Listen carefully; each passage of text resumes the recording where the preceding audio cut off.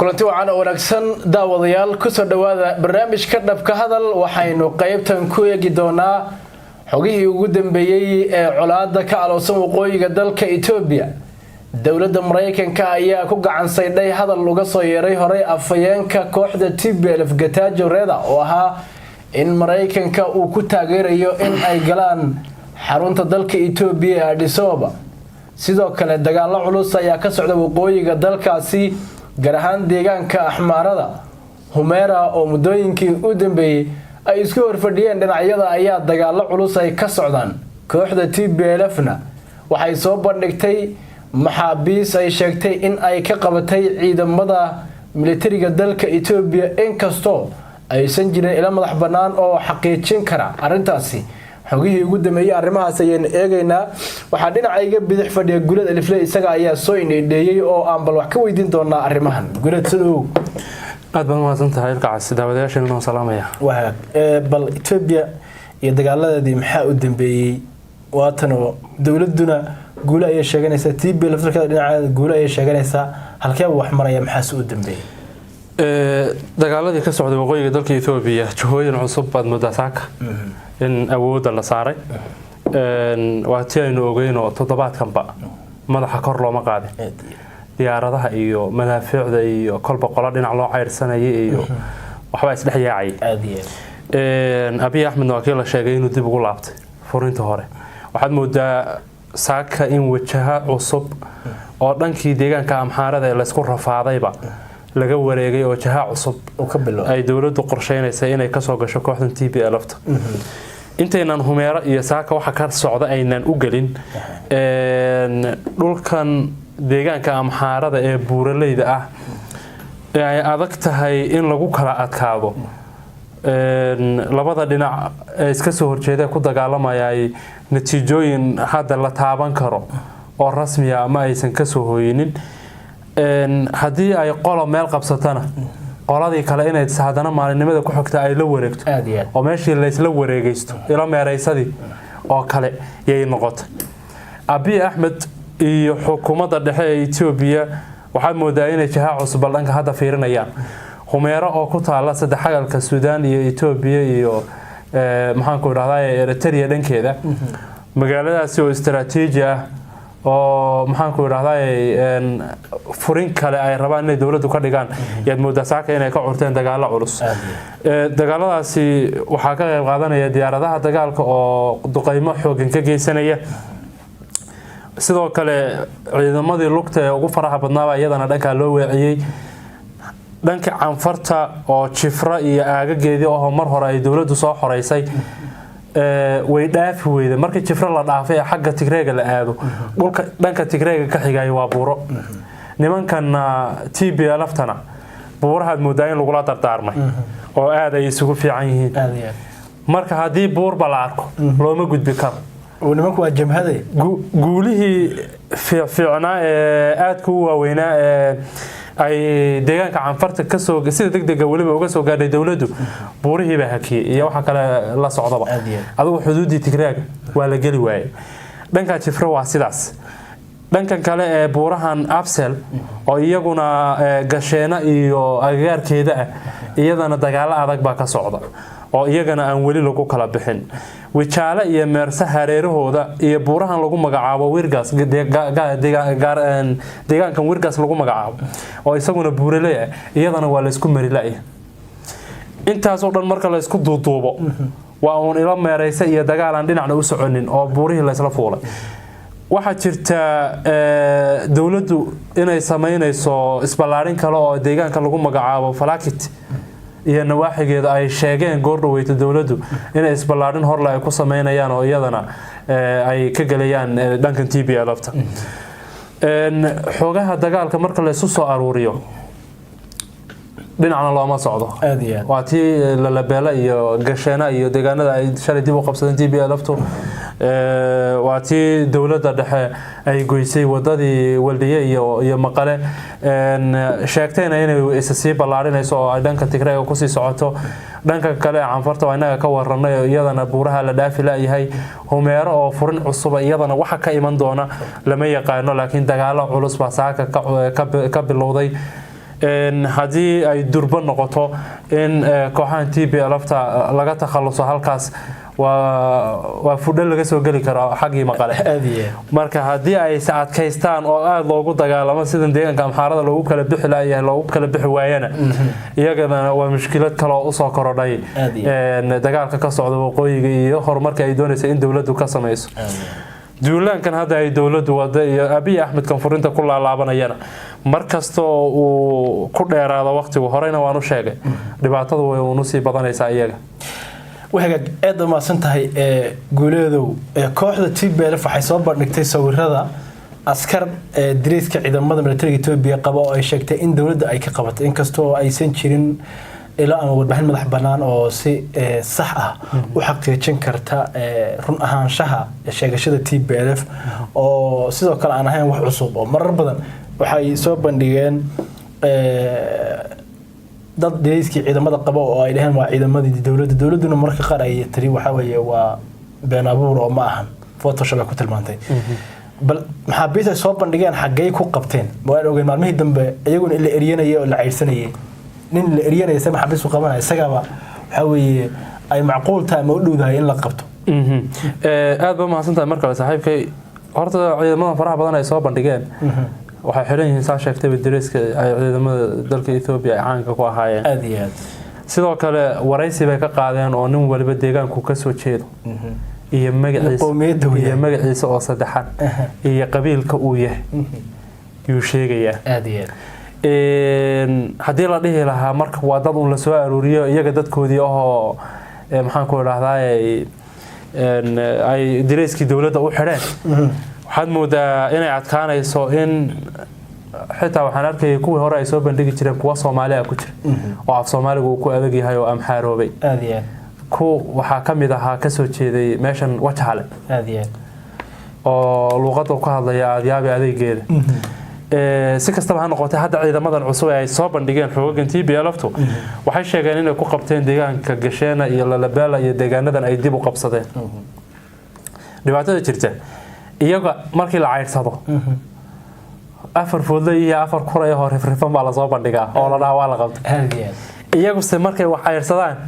ciidan macaatuuti si xiran bay soo bandhigayaan oo maxaan ku idhaahday meeshu ka yimid iyo wuxuu ahaa iyo guutadu ka tirsanaa iyo waxa lagu soo dagaalgeliyay wax walba ka waramaya ay soo bandhigayaan aad iyo aad ma dawladda ay uga hormarsan yihiin dhanka propagandada mooji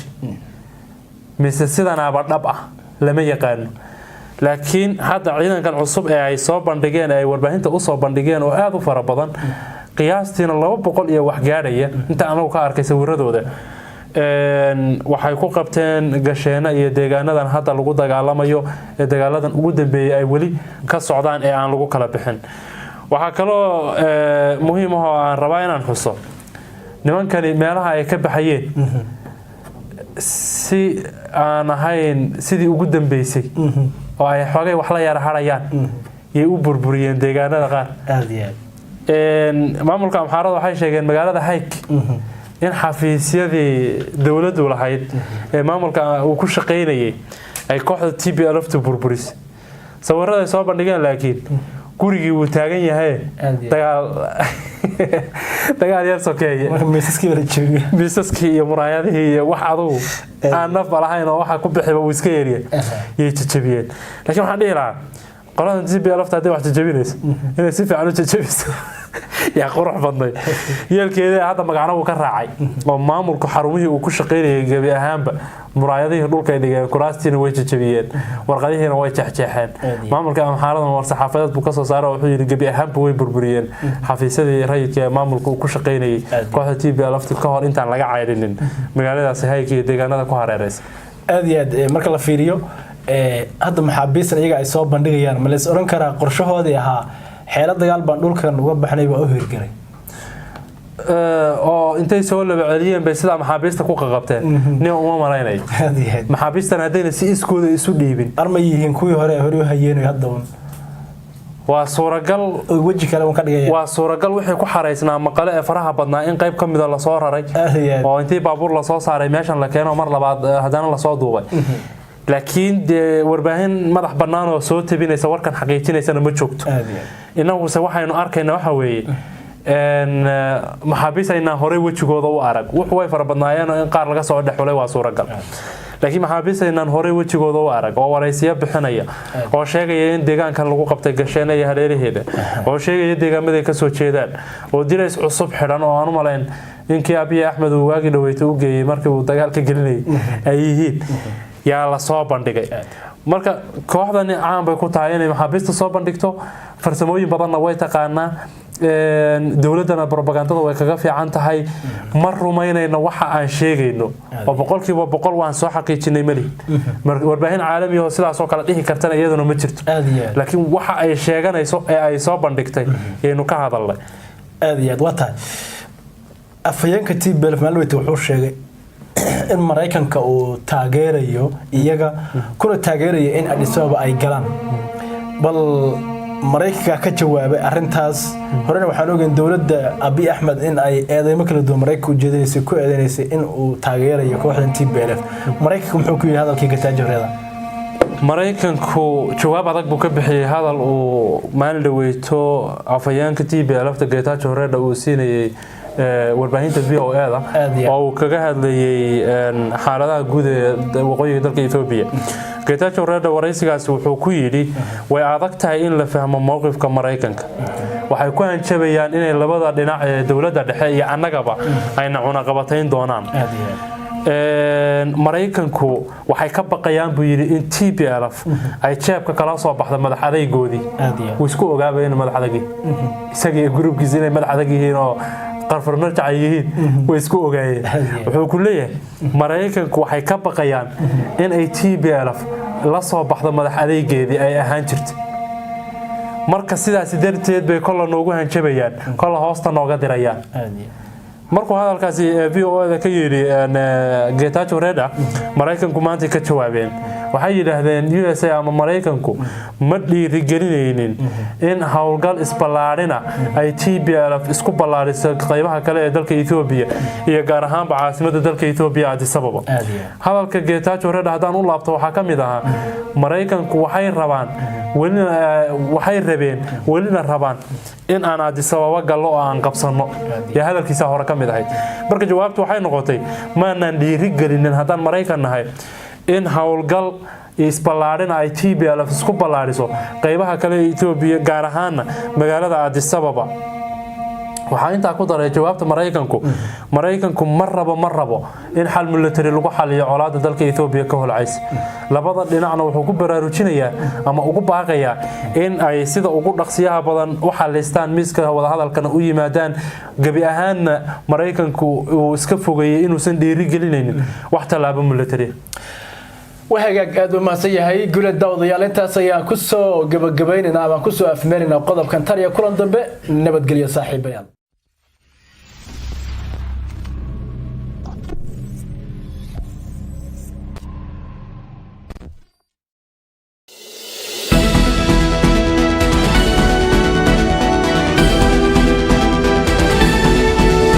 kulanti wanaagsan halkan warqaadii waxaad ku soo dhawaataan wararkii ugu dambeeyay arrimaha siyaasadda Soomaaliyeed kaga hayno kuwada ugu dooran faahfaahinno cusub oo laga helay kulantuun badan dhaliyo oo filla Soomaaliya ku dhaxmaray madaxweyne Farmaajo Cumar Cabdirashiid Cali Sharmaarke haddaba maxaa lagu go'aamiyay kulankan maxaase ka jira in halis uu ku jiro xilka ra'iisul wasaare Roble maamulka Jubbaland oo shaaciyay liiska xildhibaanadii ugu badnaa oo degdeg loo dooranayay xilli fashil uu ku dhow yahay qorshihii mucaaradka guddiga doorashooyinka heer federaal oo eedayn culus u jeediyay golaha wadatashiga qaranka dushana ka saaray mas'uuliyadda dib u dhaca doorashooyinka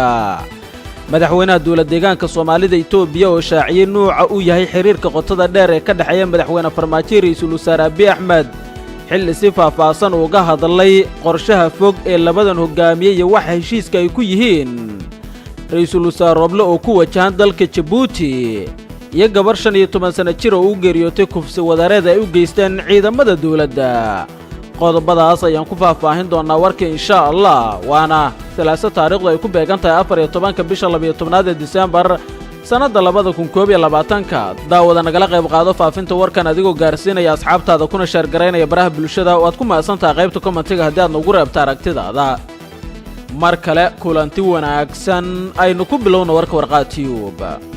madaxweynaha madaxleedkiisu dhammaaday ee Soomaaliya Maxamed Cabdullaahi Farmaajo iyo ra'iisul wasaare hore ee dalka Cumar Cabdirashiid Cali Sharmaarke ayaa kulan qarsoodi ah ku yeeshay xarunta madaxtooyada sida ay xogaha ku heshay warbaahinta. kulankan oo yimid toddobaad kadib markii Cumar Cabdirashiid Cali Sharmaarke uu soo gaaray magaalada Muqdisho ee caasimadda dalka ayaa ahaa mid horey u qorshaysnaa oo ay ka soo shaqeeyeen xubnaha ugu dhow madaxweynaha madaxleedkiisu dhammaaday. ma cadda waxyaabaha kulanka looga hadlay hase yeeshee waxaa su-aal ay ka taagan tahay sababta Cumar Cabdirashiid uu qariyay kulanka. Cumar Cabdirashiid Cali Sharmaarke ayaa kulan uu ra'iisul wasaare Maxamed Xuseen Roble la qaatay 5tii bisha Diseembar sawiradiisa ku baahiyay baraha bulshada, balse sidaas oo kale ma uusan samaynin kulankan dhexmaray isaga iyo madaxweyne Maxamed Cabdullaahi Farmaajo. kulanka ayaa ku soo beegmay iyadoo midowga musharaxiinta mucaaradka oo Cumar Cabdirashiid Cali Sharmaarke uu aad ugu dhow yahay ay ku dhawaaqeen shir wada tashi ah. Cumar Cabdirashiid ayaa toddobaadyadii tagay aad u dhaliilayay habka ay ku socoto doorashada golaha shacabka baarlamaanka Soomaaliya oo uu ku qeexay kuwo la boobayo una baahan in degdeg loo joojiyo. qoraal uu soo saaray 29 bishii tagtay ee November wuxuu ku yiri si looga fogaado baarlamaan lagu muransan yahay dalkuna ku qaybsamo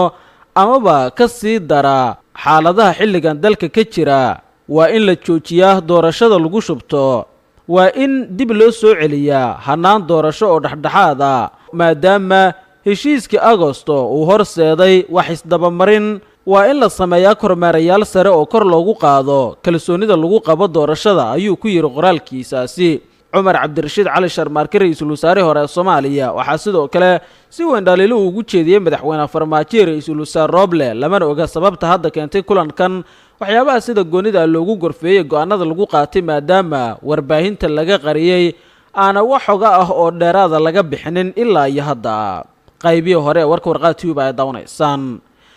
guddiga doorashooyinka Jubbaland ayaa shaaciyay kuraasta 14 ka mid ah golaha shacabka oo doorashadooda uu qaban doono dhawaan maamulkaasi, kuwaasi oo noqon doona kuwii ugu horeeyay ee ka imaanaya dhinaca maamulka Jubbaland.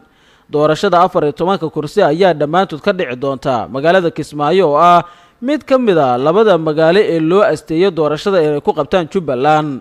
guddiga doorashada Jubbaland ma shaacin xilliga ay dhici doonto doorashada, balse waxaa la filayaa in la qabto toddobaadkan gudihiisa ama toddobaadka xiga. guddigu weli ma aysan shaacin wax kuraas ah oo doorashadooda lagu qabanayo magaalada Garbaharey oo ah magaalada labaad ee deegaan doorashada uga astaysan Jubbaland, waxaana halkaasi maamulka Jubbaland uu yahay mid laga qaadacsan yahay amaba aan laga taageersanayn, waxaana ku sugan ciidamo daacad u ah madaxweynaha madaxleedkiisu u dhammaaday Maxamed Cabdullaahi Farmaajo. liiska ka soo baxay guddiga doorashooyinka Jubbaland ayaa yimid saacado un kadib markii xalay war-saxaafadeed uu ka soo baxay guddiga hirgelinta doorashooyinka heer federaal laguna dalbaday guddiyada doorashooyinka dowlad goboleedyada Puntland, Jubbaland iyo Hirshabelle in 48 saac gudahooda ay ku bilaabaan doorashada xildhibaanada aqalka hoose. qoraalka ayaa guddiga saddexda maamul goboleed looga dalbaday in haddii saacadahaasi ay doorashada ku bilaabi waayaan ay bulshada u caddaynayaan caqabadaha ka hortaagan qabashada doorashada. waxaan faraynaa guddiyada maamulada doorashada ee saddexda dowlad goboleed in ay muddo 48 saacadood ah ku soo gudbiyaan warbixin ku saabsan bilaabashada doorashada amaba bulshada Soomaaliyeed ay u caddeeyaan caqabadaha ka hortaagan ayaa lagu yiri war-saxaafadeedka ka soo baxay guddiga.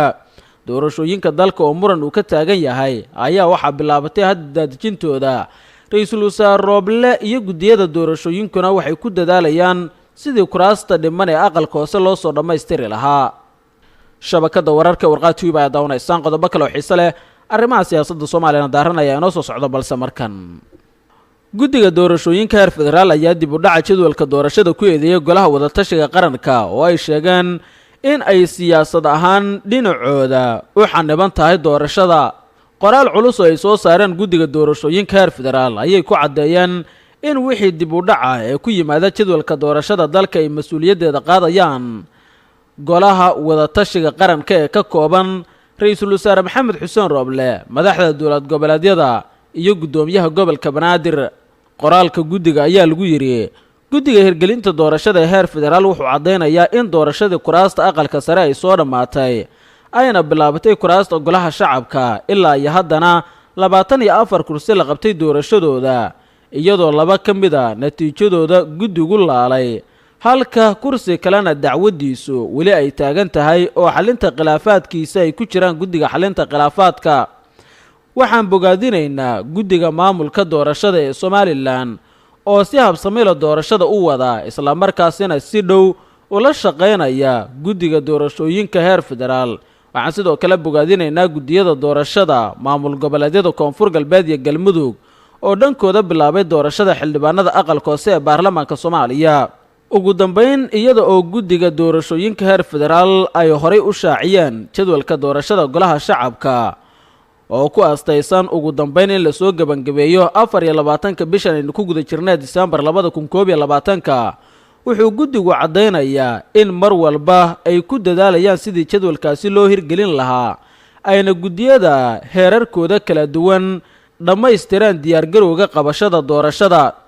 haddaba dib u dhac ku yimaada jadwalka doorashada waxaa mas-uuliyaddiisa qaadaya mas-uuliyiinta golaha wadatashiga qaranka oo siyaasiyan dhankooda ay u xaniban tahay hawsha doorashada iyadoo la tixgelinayo xaaladda dalku uu ku jiro iyo culayska jiritaanka doorashadu uu ku hayo amniga iyo nolosha guud ee bulshada Soomaaliyeed. waxaan ugu baaqaynaa golaha wadatashiga qaranka inay gutaan mas-uuliyadda ummadeeda ka saaran ayna dedejiyaan doorashada golaha shacabka iyadoo loo raacayo habraacyada iyo hanaanka howlgalka doorashada si loo xaqiijiyo daahfurnaanta iyo hufnaanta doorashada ayaa lagu yiri qoraalkan ka soo baxay guddiga doorashooyinka heer federaal. si kastaba guddiga doorashooyinku mas-uuliyadda dib u dhac kale oo ku yimaada doorashada waxay dusha u saareen golaha wadatashiga qaranka. warqad ayaa daawanaysaan. madaxweynaha dowlad deegaanka Soomaali Galbeed Mustafa Cagjar oo dalka Djibouti uga qayb galay shirka madasha aragti wadaagga ah ee Machadka Heritage ayaa si qoto dheer uga hadlay arrimaha siyaasadda ee Soomaaliya iyo Itoobiya. madaxweyne Cagjar ayaa sheegay in laga haboon yahay in dadka Soomaaliyeed ee mucaaradka ku ah madaxweyne Maxamed Cabdullaahi Farmaajo ay la caloobaan ra'iisul wasaaraha dalka Itoobiya Abiy Ahmed oo Farmaajo saaxiib la ah. sababta wuxuu ku sheegay in Soomaaliya ay ka nabad gashay faragelinta Itoobiya intii xukunka uu joogay ra'iisul wasaare Abiy Ahmed oo sidoo kale hadda dagaal kula jira kooxdii Soomaaliya kala qaybisay muddo 27 sano ah. waxa uu sheegay in qoomiyadaha kale ee dalka Itoobiya ay wax ka tirsan karaan Abiy Ahmed balse Soomaalidu ay ka nabad gashay isagoo xusay in la baabuuniyay dacaayado la xiriira qorshaha Abiy Ahmed uu mustaqbalka ka damacsan yahay Soomaaliya. 3 sano iyo barkii ugu dambeeyay in Abiy Ahmed uu dhaho waxaan la shaqeynayaa dawladda Soomaaliya waa wixii ay Soomaaliya dalbanaysay muddo 30 sano ah. faragelintii iyo hubayntii in laga joojiyo waa ku saxan yahay ujeedada uu ka leeyahay annaga waxba nagama gelin ayuu yiri Mustafa Cagjar. sidoo kale madaxweyne Cagjar wuxuu sheegay in haddii ay yihiin Soomaalida Itoobiya ee hoostaga dawladdaasi ay dhibaato u geysan jireen Soomaalida kale intii xukunka ay joogaan TPLF. hase yeeshee hadda arrimahaasi oo dhan laga nabad galay sabab la xiriira in isbedel dhab uu la yimid ra'iisul wasaaraha dalka Itoobiya Abiy Ahmed. waxaanu ugu baaqay dadka Soomaaliyeed in ilgooni ay u yeeshaan dadaalada uu wada ra'iisul wasaare Abiy Ahmed uu ku doonayo in Soomaaliya nabad lagu soo dabaalo. weli warqad ayaa daawanaysaan. saacadaha soo socda waxaa la filayaa in ra'iisul wasaaraha xukuumadda xilgaarsiinta mudane Maxamed Xuseen Roble wafdi hogaaminayo ay u safraan dalka Djibouti. ujeedada safarka ra'iisul wasaare Maxamed Xuseen Roble ee dalka Djibouti waxaa lagu sheegay xiritaanka shirweynaha Machadka Cilmi Baarista Heritage taasi oo ah madashii shanaad ee aragti wadaagga oo shalay ka furantay magaalada Djibouti ee caasimadda dalka Djibouti. ra'iisul wasaare Maxamed Xuseen Roble ayaa la filayaa in khudbad uu ka jeediyay xiritaanka madasha waxaana uu sidoo kale la kulmi doonaa qaar ka mid ah madaxda lagu casuumay dooda ay qabanayaan Machadka daraasaadka ee Heritage. guud ahaan intaas ayaan kusoo gabagabeynaya warkaad kala socotaan warqaad YouTube daawad haddaad ku cusubtahay channelka nagu soo biir subscribe dhawr kuma kadibna fura gambalaalka waxaad noqon doontaa qofka ugu horeeya hela xogaha iyo macluumaadka halkan aynu kusoo daabacno تاني كلانتي دنبا سلام الله عليكم ورحمة الله وبركاته كلانتي وعنا وناكسن داوديال كسور دوادا وركا شبكة ورر تيفي قضباداتكم مغلي دونتانا وحا كمدا أما دحوينها الدولة ديغان كسومالي دي إثيوبيا مصطفى عكجر أو شيغي إن سوماليا أي حدير دبديت أو آدو وناكسن أي سميستي مددي وحلكا هي مدحوين فرماتشو جنرال إن دعد أو كل واقع إنو ياهي مشرح إساقو هنجبات علوس هوذا أمريا عبد الرحمن عبد شكور أما maamulka degmada Matabaan oo shaaciyay inay dib u qabsadeen gacan ku haynta degmadaasi kadib saraakiil shabaab ah oo ay ku dileen halkaasi. qodobadaas iyo qodobo kale oo xiiso leh baan idin haynaa daawadayaal. haatanna ku soo dhowaada iyagoo faahfaahsan. maamulka degmada Matabaan ee gobolka Hiiraan ayaa markii u horeysay ka hadlay saacadihii koobnaa ee dagaalyahanada kooxda Al-Shabaab ay gacanta ku hayeen degmada iyo sida ay wax u dhaceen. gudoomiyaha degmadaasi Maxamed Sheekh Maxamuud ayaa ugu horeyntii beeniyay in kooxda Al-Shabaab ay si buuxda u qabsadeen degmada Matabaan, balse waxa uu qirtay in qaybo ka mid ah ay u soo gudbeen dagaalamayaal ka tirsan kooxda Al-Shabaab. waxa uu sheegay in ciidamada degmadaasi iyo xoogagga Al-Shabaab uu dagaal ku dhex maray gudaha degmada, isla markaana ay markii dambe dib uga laabteen dagaalyahanadii weerarka ku soo qaaday degmadaasi.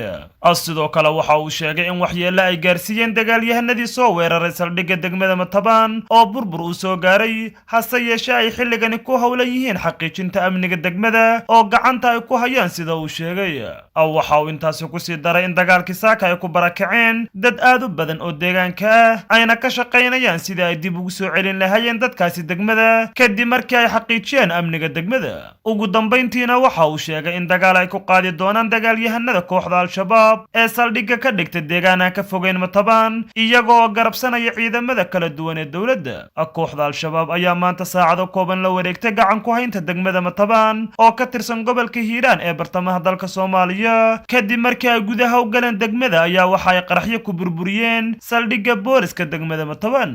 Generaal Yuusuf Maxamed Siyaad Indhacadde ayaa maanta si rasmi ah ugu dhawaaqay inuu yahay musharax u taagan kursi ka mid ah golaha shacabka ee baarlamaanka 11aad ee Soomaaliya. Generaal Indhacadde ayaa isu soo taagay kursiga nambarkiisu yahay Hob 138 oo uu hadda ku fadhiyay ganacsada Saciid Nuur Gariish oo aan diyaar u ahayn inuu u tartamo kursigaasi.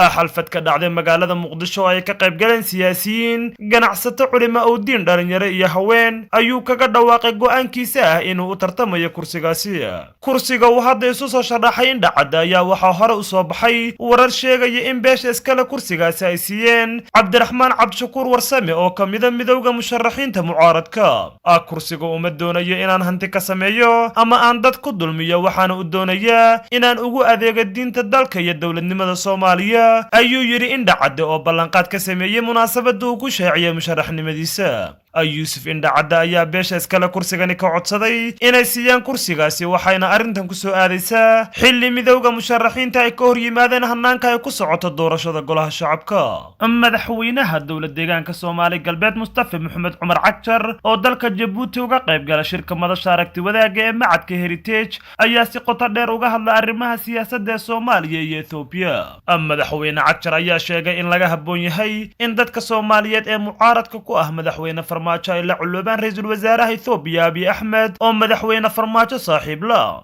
sababta waxa uu sheegay in Soomaaliya ay ka nabad gashay faragelinta Itoobiya intii uu xukunka joogay ra'iisul wasaaraha Itoobiya Abiy Ahmed oo sidoo kale hadda dagaal kula jira kooxdii Soomaaliya kala qaybinaysay muddo 27 sano ah. waxa uu sheegay in qowmiyadaha kale ee dalka Itoobiya ay wax ka tirsan karaan Abiy Ahmed, balse Soomaalidu ay ka nabad gashay, isagoo xusay in la buunbuuninayo dacaayada la xiriira qorshaha Abiy Ahmed oo mustaqbalka ka damacsan yahay Soomaaliya. 3 sano iyo barkii u dambeeyay in Abiy uu dhaho waxaan la shaqaynayaa dowladda dhexe waa wixii ay Soomaaliya dalbanaysay muddo 30 sano. faragelintii iyo hubayntii in laga joojiyo waa ku saxsan yahay ujeedada uu ka leeyahay, annaga waxba nagama gelin, ayuu yiri Mustafa Cagjar. sidoo kale madaxweyne Mustafa waxa uu qiray in haddii ay yihiin Soomaalida hoos tagta Itoobiya ay dhibaato badan u geysan jireen dadka kale ee Soomaaliyeed, isagoo taasi u tiiriyo xukunkii hore ee Itoobiya ka jiray. hadda waxaa la dilaa ciidankeena Liubolis, laakiin ma dhacdo inay falcelin sameeyaan oo dadka ay laayaan, sababtoo ah tala Soomaaliyeed ayaa deegaanka ka jirta. sidaas daraadeed waxaan aaminsanahay in Abiy Ahmed go'aanka uu ka qaatay Soomaaliya uu ku saxsan yahay, ayuu yiri Cagjar. waxa uu sheegay in kalsooni badan uu ku qabo in Abiy Ahmed uu la macaamili doono madaxweynaha ay Soomaaliya doorato oo bedela madaxweyne farmaajo. marka carooyinka gudaha ah ee farmaajo loo qabo Abiy in loogu caroodo waa wax laga habboon yahay, ayuu yiri. sidoo kale madaxweyne Mustafa Cagjar ayaa sheegay in ka dowlad deegaan ahaan ay haystaan xorriyad dhammaystiran islamarkaana ay hadda si xora isku maamulaan soomaalida gobolka markii aan eegno waxba nama yeelin Abiy Ahmed annaga haddii ay jiraan dad siyaasad u xiran annaga iska xirnay ceebteedana annaga leh laakiin waxaan u madax bannaanahay siyaasadeenna waxaan haysanaa xorriyad aan caadi ahayn weligeed ma dhicin in doorasho xalaal ah ay ka dhacdo deegaanka soomaalida sanadkan ka hor ayuu yiri Mustafa Cagjar saddexdii sano iyo barkii u dambeeyay ra'iisul wasaare Abiy go'aanadii uu qaatay siyaasadeed cid badan wax ka sheeganaysa way jiri kartaa horumar dhexdeeda ka caban kartaa qaabkii loo maamuray transitionka maradu way cabataa Tigreegu dawlad dagaalamaya way haystaan Soomaali ididku laakiin waxa inta badan ay ku cabanayaan waa kayaab waxaasuu soo wadaa oo badankeedu ah narratives ama Tigreegu ay sameeyeen ama ragabeedku ay bunbuniyeen kayaab centralized baa soo wadaa mara dalka qabsanaysa boqortooyada la socda is all speculative laakiin saddex sano iyo barkii ugu dambeysay Soomaaliya inuu go'aansado waxaan la shaqeynayaa dawladda dhexe waa wixii Soomaalidu 30 sano ay codsanaysa faragelinta iyo hubaynta iyo qaxalas ka duwan weeyaan uu ku saxsan yahay ujeedadu kaliya anaga waxba nagama gelin annagu deegaankanagu xadkii aan Soomaaliya la lahayn dhibaataan ku ahayn laftigaanu dadkaan leeyahay cidii soo gashay halkan ee dagaal isku dhaco iyadoo la isla la xansuuqay ma dhacdo iyo police baa lagu laayaa meelaha xuduudaha hadda qaabkii looga falcelinayay ummadaha meelaha jooga in la xasuuqay la laayaa uma dhacdo hadda way tala Soomaaliyeed baa deegaanka ka jirta sida daraadeed waxaan aaminsanahay Dr. Abiy position uu ka qaatay Soomaaliya inuu ku saxsan yahay anybody oo mucaarada maanta oo madaxweyne farmaajo diidan markuu meesha yimaadana he will demand the same policy from Ethiopia nala shaqeeya anoo dawladda centerka iyo oran doona marka cadooyinka gudaha jira ee xagga maamulka la xiriira farmaajo la xiriira Abiy in lagu cadoodo lagu xanaaqo in cadada kala duwan way la saxsanta caro is qaadanaysa ma in la kala saaro he has done the right thing from perspective of Ethiopia faragelina kuma hayso hadda wayna amaan gelisay dhibaatana uma geysato siyaasadii saxda ee Soomaalidu codsanaysa ahayd na xurmeeyo oo dawladda centerka noo xurmeeyo dhexdana nadaayana uu ku dhaqmay Soomaali region ka noo nimaadno noona yalaabi anaga yaa xidan yaa lalaay hadaa wax anaga wax biyaan la hal weydiyo way jiraan dad xidan mucaarada ciibteeda anaga abin noo sheegay maanta go'aankeeda anaga diidan bita laakiin cid maanta ciidamada Ethiopia iyo maamul adsab ka yimaada Soomaali region ay ku dhibaateeyeen cid ay ku xiraan cid ay dhibaato ugu geysteen lama hayo saddex sano iyo barka atrocity ma dhicin human rights has improved dadku xorriyad aan caadi ahayn oo freedom of speech freedom of movement freedom of economy ayaa ka jirta deegaankanaga self rule kisaasan ka nahay baarlamaanka aan soo xulanay 273 parliamentary members annaga gacantana ku qoranay for the first time weligeed ma dhicin in iyadoon la lahayn hebel waa urur hebel diintaas uu ku adag yahay kan uu yahay iyadoon la lahayn in baarlamaan la doorto ma dhicin say u dhacday doorashadu democratic deficit process faults all of this can be debated and it's natural to expect free and fair election iyo wax basaxsan yihiin dal 70 sano madax laga taagno la garaacay laakiin outcome ku wuxuu dadku raali ku yahay ku degan yahay way maanta quality baarlamaanka anaga anybody can come and see ila sii hoojiyo oo laga sii fiicnay waa loo baahan marka waxaan noo yeelin bal kooxdii TPLF laftahay ee 720 sano Soomaaliya xasuuqaysay ee Soomaaliya dhibaatadeeda gunta u ahayd ee hadda 5 waxay u sameysay federal system u sameyn lahayd 720 kale oo qabaayil u sameyn lahayd ee meesha ka baxday ayuu Abiy hor taagan yahay oo la dagaalamay waxaan ku darayaa arrinta terminology-ska maadaama reer galbeedku inoo sameeyaan inaga laftigoona waan consumerist baan noqonay waxaa la leeyahay Ethiopia waxaa ka jiray stability when 1991 ayay TPLF qabsatay Ethiopia intii ka horeysay ka doodimin waan ognaa wixii ka socday 1994 waxay isku dhaceen ONLF iyo OLF iyo urur ahmara dagaalaa bilowday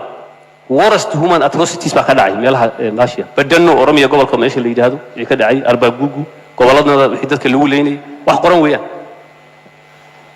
1998 iyadoo tii laga nasanin Eritrean Ethiopian war baa bilowday hundreds thousands baa dhintay intaasoo waxaa ka dhacay gaasha dhacday 2001 TPLF iskhilaaftay dhexdeeda saxiixday 2005 Addis Ababa dhexdeeda lagu leeyay ardaydii doorashadii ka dhacaysay 2006 Soomaaliya la weeraray oo dagaaladii ilaa 2009 toddoba kun oo qof xamar lagu dilay ayaa dhacay when was Ethiopia at peace with itself or with its neighbors narrative-ka reer galbeedku ay samaysanayaan ee waxaynayaan inaan iska consume garayno maahe factually waanaan eegno maxaa dhimanayay 2012 waxaa bilowday kacdoon baa bilowday kii maajuur garoobay 2018 weeyaan 2015 soo ifbaxay oo mudaharaadadii iyo dhalinyaradii iyo waxa ay bilaabeen 5,000 qof ku dhimatay so Ethiopia was not at peace stability in the waa false narrative saddex sano barkii u dambeeyay hadda violence is more televised social media interests-kii kale waa sax waa tahay daawadayaal waxaa intaas inooga dhan warkeenni aad kala socoteen shabakada warar TV intaynu ku kulmi doonno warkeenan mid ka xiga waa bahda shabakada warar TV oo isku duuban oo idin la dhammaantiinba sidaas iyo nabadgelyo kulan wacan wanaagsan saaxiibada qiimaha iyo qadarinta naga mudan meel kastoo aad joogtaan iyo waliba si kastoo noola socotaan halkani waa Suldaanka TV waxaad uga barateen Suldaanka TV warar saxan oo xaqiiqda ku salaysan iyo xogihii ugu dambeeyay ka jira Soomaaliya caalamka qodobada warka ku yigi doonana waxa kamid noqonaya hogaamiyaha Puntland Saciid Cabdullaahi Dani oo cagaha dhulka ugu dhiftay siyaasiyiintii mucaaradka kuna eedeeyay inay doorasho diid yihiin qoraal ka soo baxay hogaamiye Dani xafiiskiisa lagu qeexay mowqifka Puntland iyo sidoo kale bilaabitaanka doorashada warka ayaan ku soo gudbi doonaa wararka kale ee deegaanada waxa kamid noqonaya guddiga doorashooyinka heer federaal oo war saxaafadeed culus soo saaray iyo sidoo kale hogaamiyaasha aan bilaabin doorashooyinka Soomaaliya oo lagu eedeeyay inay ka soo horjeedaan bilaabitaanka doorashada golaha shacabka ee dalka guddiga doorashada heer federaal oo soo saaray go'aano xasaasi ah ku wajahan Hirshabelle Jubbaland iyo Puntland warka ayaan ku eegi doonaa ra'iisul wasaare Rooblan runta ayuu u sheegay xubno kamid ah mucaaradka oo markaasi u soo bandhigay qorshaha kale maadaama himilo qaran isaga baxday waxaan eegi doonaa xubno ka socday UPD oo kulan la qaatay ra'iisul wasaaraha xukuumadda Soomaaliya Maxamed Xuseen Rooble haddii aad rabtaan doorasho soo gala rabitaankayga iyo fuliya sidaasi ma ahan mid soconaysa doorashaduna ma ahan mid shakhsi kaliya go'aankiisa lagu gaarayo balse waa doorasho u dhaxaysa dhowr murashax oo u tagan hoggaanka Soomaaliya sidaasi waxa yiri ra'iisul wasaaraha Soomaaliya kadib markii ay la kulmeen xubno ka socda Xasan Sheekh Maxamuud xafiiskiisa warka ayaan ku soo gudbi doonaa iyo sidoo kale waxaan eegi doonaa ciidanka qaranka Soomaaliya oo heegankii ugu cuslaa galay kadib markii siyaasiyiintu ay gulif bilaabeen guriga Muuse Suudi oo la soo warinayay in ciidamo ay ku wajahan yihiin kadib markii la helo xog ku saabsan in hub laga keenay dalka dibadiisa la soo geliyay guriga Muuse Suudi saaxiibada qiimaha iyo qadarinta naga mudan halkani waa Suldaanka TV subscribe saaro Suldaanka TV si share garay oo muuqaaladan saaxiibada gaarsii iminkana u diyaar garooba qodobadii aan dul maray oo intaas ka faahfaahsan aan ku bilowno warkeena wararka ku saabsan hogaamiyadani iyo cagajugleynta uu muujiyay mucaaradkii Rooble intaanan eegin waxaynu ku bilaabaynaa dhinaca degmada Kaaraan ee gobolka Banaadir warar kala duwan ayaa sheegay in ciidamo ka tirsan kuwa dawladda Soomaaliya ay hareereeyeen guriga Muuse Suudi oo laga cabsi qabo in dagaal uu ka dhaco maadaama la soo geliyay hub culus sida aynu xogta ku helayno hubkaas ayaana laga keenay dalka dibadiisa warar kala duwan oo Muqdisho ku saabsan waxay sheegayaan in ciidamo ka tirsan kuwa sida gaarka u tababaran ee Haram Cad ciidamo kale ka tirsan booliiska Soomaaliya ay hareereeyeen guriga Muuse Suudi oo maalmihii la soo dhaafay ka socdeen qabanqaabo ku saabsan in isagu hormuud u yahay in xubno markaasi adeegsanaya Muuse Suudi ay ciidamo ku daadgureynayeen maalmihii la soo dhaafay hub laga keenay dalka dibadiisa oo dhinaca xeebta la soo marsiyay ayaa wararku sheegayaan in hoyga Muuse markaasi la soo geliyay ciidanka qarankuna ay ku war heleen hubkaas oo aan la ogeyn inta uu gaarsiisan yahay iyo awoodiisaba taasoo xogo ay sheegayaan in ciidanku ay ku sii jeedaan guriga Muuse Suudina iminka laga cabsi qabo in dagaal uu ka dhaco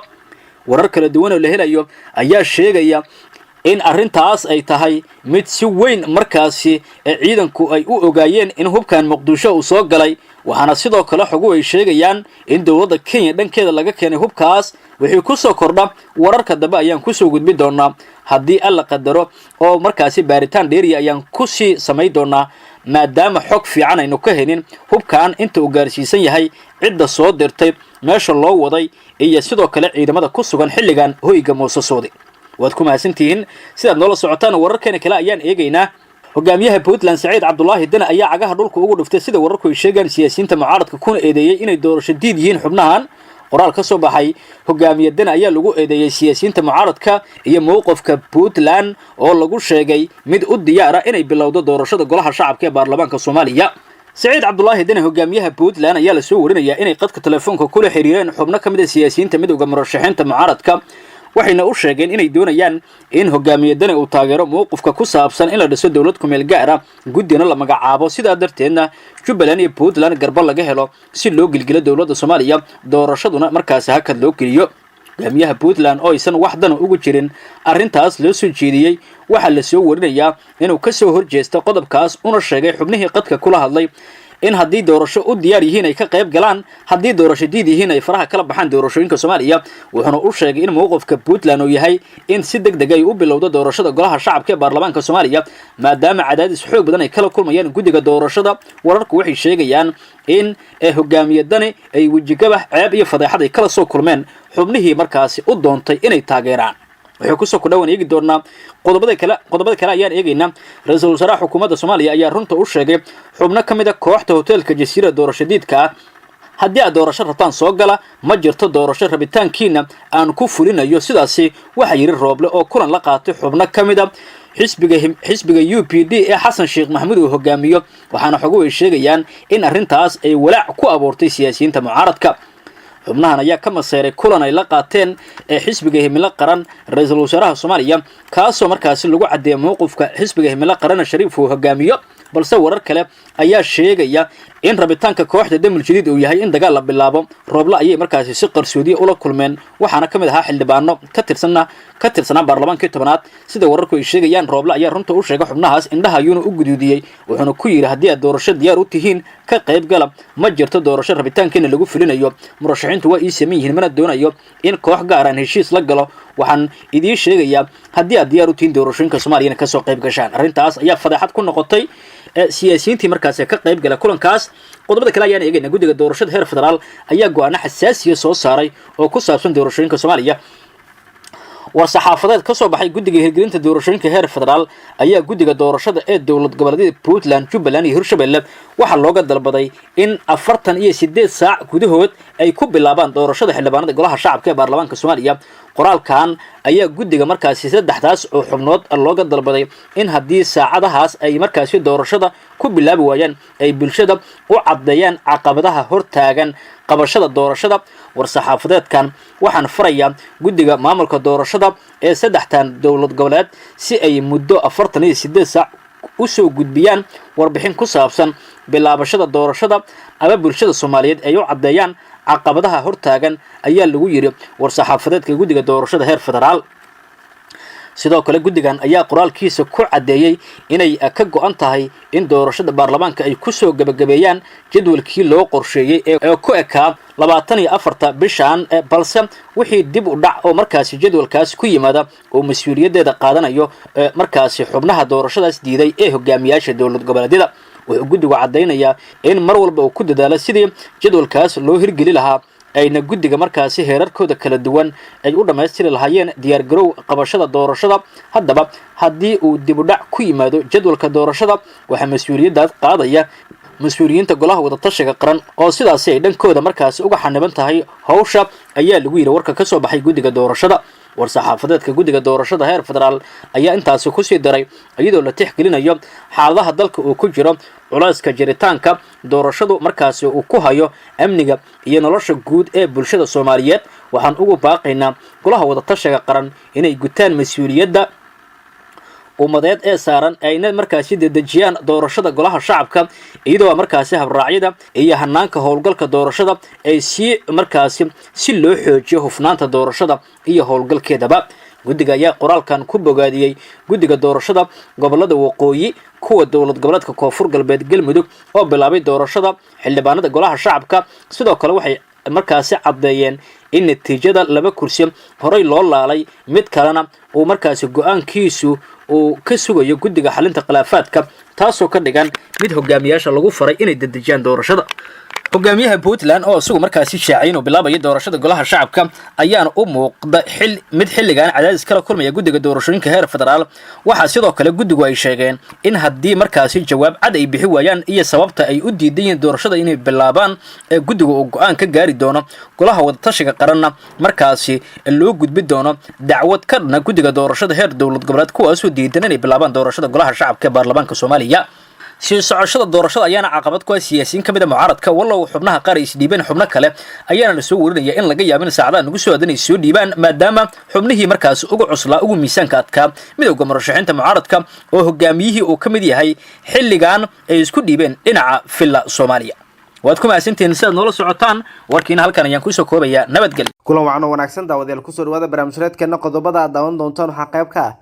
TPLF oo bilaa qaysta bangiga ganacsiga ee Itoobiya boobkii ugu xumaa ayaa loo geystay cabaadka kasoo yaraya amxaarada dhulkeeda oo la burburiyey. TPLF waxaa la leeyahay waxa ay sameynayso waa waxaan loo dulqaadan karin. Wararka ugu dambeeyay saaxiibayaal ayaan eegi doonaa arrintaas ayaanu saaxiibayaal gorfeen doonaa aragtidiina qaybta hoose noogu dheh barnaamijyadeedkan like soo sheegay. aynu ku bilowno kooxda TPLF waxaa lagu eedeeyay inay dhaceen oo ay boob u geysteen 238 xarumood oo uu bankiga ku lahaa goobihii ay qabsadeen. TPLF goobahaas oo dhan waxay ka qaadeen lacago ay lahayd dowladda Itoobiya oo bangiyada yaalay dad shacab ah, waxaana dhammaantood la sheegay in bangiyada lacagii ay qaateen. maareeyaha bankiga ganacsiga Itoobiya Abe Zano ayaa sheegay in ka sukow hantida ay boobeen ay sidoo kale burburiyay burbur xoogan u geysteen qalabkii yaalay iyo sidoo kale dukumiintigii bankiga yaalay. gaboodfalada TPLF ay geysteen ayaa isa soo taraya iyada oo Mareykanku uu sheegay in loo saari doono guddi baaraya gaboodfalada ay Mareykanku ka geystaan waa TPLF ay geystaan gudaha wadanka Itoobiya. TPLF waxaa lagu eedeynayaa markan in xadgudubyo baasan ay ka wadaan gudaha dalka Itoobiya oo ay si sharci darro ah u dhibaateynayaan shacabka iyo dadka ku sugan gudaha wadanka Itoobiya. maalin ka hor warbixin ay soo saartay hay'adda qaramada midoobay oo qaabilsan arrimaha bini'aadanimada Human Rights Watch ayaa waxa ay TPLF lagu eedeeyay inay ka dambayso xadgudub iyo xasuuq ka dhacay gudaha qaybo ka mid ah wadanka Itoobiya gaar ahaan dhulka amxaarada. waxaana la sheegay in wax walba oo halkaasi ka dhacay mas'uuliyadooda dusha loo saaray TPLF oo ay ka dambeeyaan cid walba oo ka dambeysana mas'uuliyadaas ay qaadi doonto sida hadalka loo dhigay. TPLF sidoo kale waxaa lagu eedeeyay in dad nool oo dhulka amxaarada ku nool ay gubeen. sidoo kale waxaa la sheegay in saameyntooda ilaa iminka ay ka taagan tahay qaybo ka mid ah dhulka Itoobiya oo ay TPLF la sheegayo in burbur xoogan ay u geysteen qaar ka mid ah goobihii dadka ay deganaayeen. burburka waxaa ka mid ah guryihii shacabku ay lahaayeen, qaybo ka mid ah goobihii lagu ganacsanayay hantidii iyo baqaradii. waxay sheegeen dadka amxaarada in burburka guud ahaan xafiisyadii maamulka ee magaalada Hague la burburiyay. si la mid ah dhulkii amxaarada in TPLF ay ka wada gaboodfallo kuwii ugu xumaa ebed oo ay ka geysanayso, taas oo sabab u ah in ay burburiyaan oo ay dhulka dhigaan guryaha, goobaha ganacsiga sidoo kale qaybaha kale. Mareykanka ayaa soo jeediyay eedeymo ka dhana TPLF waxaana ay sheegeen in loo baahan yahay in baaritaan lagu sameeyo. Mareykanka waa walaac xoogan ka muujiyay gaboodfallo xuquuqda aadamiga oo ka dhanka ah oo la sheegay inay ka dhaceen deegaanada amxaarada iyo canfarta. war-saxaafadeed wasaaradda arrimaha dibadda ee Mareykanka ka soo baxa ayaa lagaga hadlay tacdiye iyo burbur TPLF ay ka geysteen deegaanka amxaarada iyo canfarta. Mareykanku waxa uu soo jeediyay in baaritaan la sameeyo, sharcigana la tiigsado ciddii falalkaasi geysatay oo qayb ay ka ahaayeen ciidamada TPLF iyo saraakiishooda. waa looga digayaa in mar kale ay dhibaato ka kiciyaan qaybo ka mid ah Itoobiya, waxaana dagaaladu xadka ay ka baxeen markii TPLF ay bilaabeen xadgudubka ka dhanka ah xuquuqda aadamiga, taas oo muhiim ah ama loo baahan yahay in lagula xisaabtamo ayaa lagu yiri qoraal ka soo baxay wasaaradda arrimaha dibadda ee wadanka wadanka Mareykanka. waayahay markan haddii aanu usoo laabano mucaaradka, markan waxa ay ku guri galeen xilka Rooble kadib tallaabadii ay qaadeen ayaa la leeyahay, waxaana mucaaradku ay rabaan in ay qayb ka noqdaan oo ay boobaan kursiga oo ku fadhiyo ra'iisul wasaaraha Soomaaliya Maxamed Xuseen Rooble. ra'iisul wasaare Maxamed Xuseen Rooble ayaa waxa uu kulan la qaatay xubno muhiim ah iyadoo ay hadallo kala duwan soo baxayaan. ra'iisul wasaarihii hore ee Soomaaliya Cumar Cabdirashiid Cali Sharmaarke ayaa sabtidii kulan gaar oo qarsoodiye la qaatay madaxweynaha waqtigu ka dhamaaday ee Soomaaliya Maxamed Cabdullaahi Farmaajo. Sharmaarke oo dhawaan ku soo laabtay Muqdisho ayaa kulamada tashiya la qaatay xubnaha midowga musharaxiinta mucaaradka, wuxuuna la qabtay dhowr shaqo oo gaar ah isaga oo gudoomiyihii hore ee golaha shacabka Maxamed Sheikh Usmaan Jawaari ayaa aragti hordhac ka keenay habka loo sameyn karo golo qaran haddii la joojin waayo doorashada boobka, taas oo loo qeybiyay xubnaha midowga musharaxiinta si ay dood xoogan u geliyaan. Cumar Cabdirashiid Cali Sharmaarke waxa uu kadib kulan gaar ah la qaatay madaxweyne Farmaajo. kulankaas oo la sheegay inuu ka yimi dhanka madaxweyne Farmaajo, kamana marna in Cumar Cabdirashiid aaminsanaa in haddii maamuladii doorashada ay wada boobayaan in la raadiyo dariiq kale oo awood uga soo laaban karto siyaasiyiinta la yaqaan ee federaal. si kale markii loo dhigo habka awoodda iyo loolanka loogu soo boobi karo Farmaajo iyo mucaaradka la yaqaano ayaa noqon karta aragti kale. kulanka Farmaajo iyo sidoo kale Cumar Cabdirashiid kadib waxaa soo baxay warar xoogan oo sheegaya in mucaaradku ay rabaan in doorashadan boobka la joojiyo, awoodna la soo celiyo maamul goboleedyada iyada oo Farmaajona toos u macaamilaan. balse dhinaca kale xubno ku dhow xafiiska ra-iisul wasaare Roble waxay qabaan in mucaaradka farmaajo kala hadleen in xilka ra-iisul wasaaruhu uu mucaaradka siiyo 2 sano oo cusub iyo hanaan doorasho oo maamulada daciifka yihiin laga wada hadlo iyada oo la tirtirayo dhammaan xubnihii ku soo baxay doorashada boobka ah loona laabanayo ama la soo nooleynayo baarlamaankii 10aad. mucaaradka sida muuqata hadda waxaa farmaajo ugu daran waa madaxda maamul goboleedyada dalka. haddaba markii uu warkan soo baxay kadib waxaa lala xiriiray qaar ka mid ah madaxda mucaaradka si aan uga weydiino wax ka jira inay gorgortan ay ka galeen in miiska ay la tagaan ra-iisul wasaare. xubnaha aan la hadalnay waxay sheegeen in maadaama uu Roble awoodi waayo in cabashadooda uu xaliyo, maamuladiina ay diideen shirkii doorashadiina la boobayo ay caddahay ay dareemeen inuu jiro xal kale oo sheegaya in mucaaradka iyo farmaajo ay wada qabsan karaan. hadda mucaaradka ma xaqiijin mana beenin in lagu gorgortamayo madaxa ra-iisul wasaare Roble iyada oo loo laabanayo baarlamaankii 10aad doorashada socotana laga dhigayo waxba kama jiraan. xubnaha xafiiska ra-iisul wasaaraha oo iyaguna aan la hadalnay arrinta si weyn ayay ugu walaacsan yihiin. marka hore loolanka doorashada iyo midda siyaasaduba waxay u dhaxeeyeen madaxweyne farmaajo iyo mucaaradka, laakiin hadda labadiiba waa laga xoog badiyay meeshiina waxaa qabsaday madaxda maamulada. waxaa cad in waqtiga dheer kadib waa hogaankii siyaasadda isbedel qarka u saaran yahay oo awoodii ay aad u jiha kale ama awoodii ay aada jiha kale oo waxba xiirinayn, waana ragga hormuudka u ah gobolada dalka. sida quro ay awoodda ay degdeg ku helaan looga dhigi karo hogaamiyayaasha gobolada waa in ay farmaajo iyo ragga kasoo horjeeda keenaan doodtii hore mid ka duwan ayna leeyihiin dadka siyaasadda ka faalooda qaarkood. Cumar Cabdirashiid Cali waxaa la filayaa inuu qaar ka mid ah xubnaha midowga musharaxiinta kala hadlo wixii uu farmaajo kala soo kulmay, balse guuxa ah in dariiq cusub la furo waxa uu wiiqi kara awoodda madax goboleedyada, waxaana la sheegay in xitaa farmaajo uusan diidanayn sida loo furay dariiqaasi mucaaradku in ay isku fahmi karaan sharci ahaanshaha arrintan iyo in la heli karo doorasho kale oo heshiis lagu yahay waa mid u baahan sharaxaad kale oo fahmi dheer u baahan. haddii ay caddaato inay mucaaradku qabaan in Roble la bixiyo lana keeno ra-iisul wasaare cusub lagana doodo hanaan doorasho oo ka duwan midkan boobka ah, dalku wuxuu geli doonaa xaalad kale oo aan dhammaadkeeda la aqoon. waxaa kale oo la hubin in ay madaxda mucaaradku isku raaci karaan in farmaajo lala heshiiyo ra-iisul wasaarahana laga qaato oo ballan lala yeesho. xubnaha midowga musharaxiinta mucaaradka iyo Roble aad ayay usii kala fogaadeen maalmihii dambe, sababtana waxaa lagu sheegay in ra-iisul wasaaruhu ka cudur daartay in doorashada la joojiyo. Roble waxa uu qabaa in doorashadu socoto lana xaliyo cabashada mucaaradka, balse taas ma ogola. mucaaradku wax walbana waxa ay sheegeen inay iska bedeli karaan siyaasadda Soomaaliya xilligan la joogo, taas oo ay ka wadaan in isbedeladu ay imaan karaan. joogitaanka Cumar Cabdirashiid ee magaalada Muqdisho ayaa sidoo kale sababi kara in xaaladdu u dhamaato meel aanu la filayn, maadaama uu labada dhinacba u furan yahay uuna awoodo in uu wax kala sarifo ama labada dhinac u kala sarifo una kala dabaqaado, taas oo ka dhigan wax imaan kara inay noqdaan waxa uu isagu mas'uul ka yahay. guudaan saxabiyaal halka ayanu kusoo gabagabeynayaa barnaamij wareedkan tan iyo qaybtiisa kale intaynu ku kulmi doono sida ay nabadgelyo.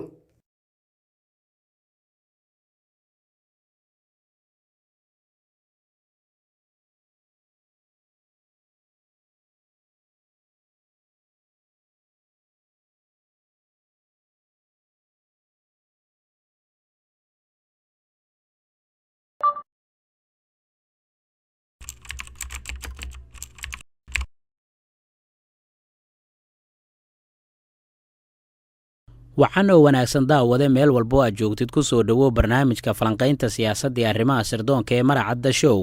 qaybtan barnaamijka waxaan ku ogaan doonaa halista saldhigga dowladda Mareykanka ee dalka Greece uu ku yahay dowladda Turkiga, qorshaha wadajirka ee madaxweyne Erdogan loo degay oo ay gaareen dowladaha Greece iyo sidoo kale Mareykanka. waa samaxay qorshaha ciidamada Mareykanka la doonayo inay kaga soo gudbaan dhanka xuduudda labada dowladood. macluumaadyadaasi iyo qoraal Ibraahim Karaaguul uu ka sameeyay dhacdadan ayaan kugula wadaagayaa barnaamijka falanqaynta siyaasadda iyo arrimaha sirdoonka ee Maracadda Show. qaybta hoose ayaad aragtidaada kaga dhiiban kartaa macluumaadkan, sidoo kale waxaad la wadaagi kartaa saaxiibadaada. fadlan like saar muuqaalka, aad baad u mahadsan tahay. Ibraahim Karaaguul qoraaga reer Turki ayaa markii ugu horreysay macluumaad daaha ka qaaday taasoo ku aadan shirqoollo uu sheegay in halis ay ku yihiin amniga dalka Turkiga, sidoo kalena halis ay ku yihiin madaxweynaha talada haya Rajab Tayyip Erdogan. warbixinta Ibraahim Karaaguul waxa uu ku bilaabay markii gudaha dalka Turkiga ay ka dhacdo fowdo, haddaba ogow in dibadda laga soo maleegayo shirqoollo halis ah.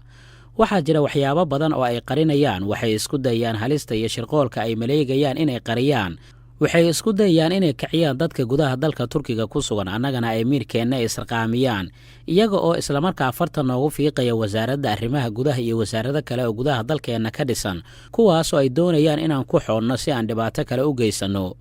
xaalka turkiga weligiiba sidaan ayuu ahaa dhacdo kastaana ka hor waxaa jira jawaasiis tuuga ah oo aan waxba dhaamin faraskii taaroy kuwaasoo annaga nagu dhex jira waxay kiciyaan fowdo ilaa heer aan annaga aan gaarno in aan weyno wax fursad ah oo aan ku aragno waxa dhacay iyo siday wax u dhacayaan taasina waxay ahayd hadafkii ayaga ay doonayaan inta badanna waxuu noqdaa mid ay ku guulaystaan shirqoollada caynkaana oo kalea hore ayaan u aragna waxaana goobjoog aan ka ahayn markii xisbiga shaqaalaha kurdiga ee gudaha dalka turkiga ay ka soo buuxiyeen canaasiir argagixiso ah waxaan kaloo aan aragnay markii uu dhacaya iskudaygii afgembiga markii xukuumadda isbedeshay markii meesha laga saaray awooddii ra-iisul wasaarenimo ee dalka turkiga waxaana ugu daran markii aan aragnay turkiga oo laga fogeeyey horumarro badan oo ka jira dhanka gobolka waxaa turkiga lagu soo qaaday weeraro argagixisa iyo kuwa dhaqaale waxaa nagula dhex faafiyey fowdo siyaasadeed waxaa la fuliyey shirqoolooyin halis ah iyo qorshooyin kale oo la doonayay in lagu hakiyo horumarrada dalka turkiga sidoo kalena shaki loogu abuuro shacabka haatan mar kale ayay weerarkoodii ay soo cusboonaysiiyeen iyaga oo waddadaasi soo maraya sidoo kalena doonaya in ay mideeyaan xulafadooda xisbiyada siyaasadeed iyo ururo kale oo dalka turkiga ka dhisan iyo bannaankiisa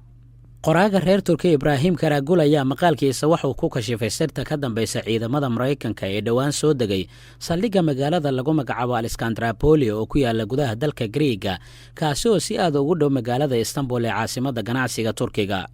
ibraahim karaagul waxa uu xusay in heshiiskii ay wada gaareen griiga iyo maraykanka islamarkaana ciidamada dowladda maraykanka lagu soo dejiye saldhiggaasi uu yahay sidii ay u afgembi lahaayeen maamulka madaxweyne erdogan iyaga oo ka soo tallaabaya dhanka xuduudda haddii gudaha dalka turkiga ay ka bilaabmaan qalalaaso siyaasadeed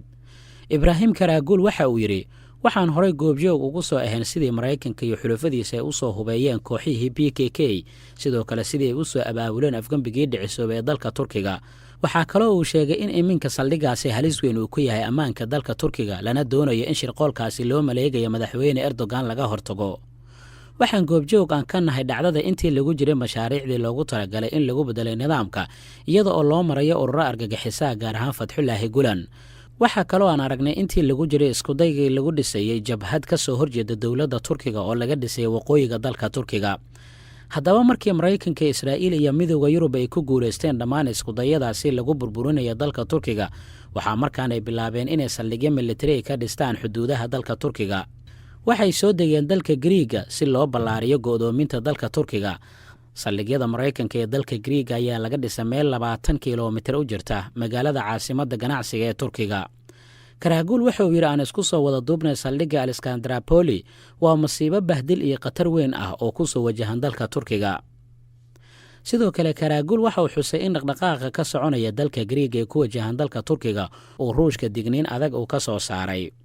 khatartani waxay si toosa ula xidhiirtaa dalka turkiga waa mid ay reer galbeedka doonayaan inay ku afgembiyaan xukuumadda erdogan oo ay u arkaan khatar weyn oo ku soo food leh mustaqbalka ayuu yidhi ibraahim karaagul karaagul waxaa kale oo yidhi heshiiska saldhigga griiga ee ciidankaasi ugu siiya dalka maraykanka lagana dhisay meel xuduudda u dhow waa duufaan aad u xun oo soo kacaysa iyo bahdilkii ugu xumaa ee taariikhda turkiga taariikhdeenna siyaasadeed waxay soo martay khiyaano aad u fulxun laakiin tani waa qiyaamadii ugu sii xumeed ee taariikhdeenna heshiiskaasi ayaa la galay waxaana uu ku sallaysan yahay iibinta gurigeenna oo kale sababta ciidamada maraykanka loo soo dejiyey dalka griiga gaar ahaan meel u dhow xuduudda istanbul waxa uu karaagul uu ku sababeeyaa 2 arrimood midda koowaad wuxuu yidhi waa afgembiga erdogan ee doorashooyinka reer galbeedka oo dhami waxa ay ku dadaalayaan sidii ay taasi uga gaari lahaayeen iyagoo doonaya in doorashooyinka ka hor afgembi laga fuliyo dalka turkiga waxaa kaloo ay doonayaan inay adeegsadaan taageerayaashooda ku sugan gudaha dalka turkiga si loo carqaladeeyo doorashooyinka una fuliyaan shirqoolooyin kala duwan midda labaadna waxa uu ku tilmaamay in haddii tan koowaad ay shaqayn weyda in la adeegsado habab kale si faragelin militari oo toosa loogu sameeyo dalka turkiga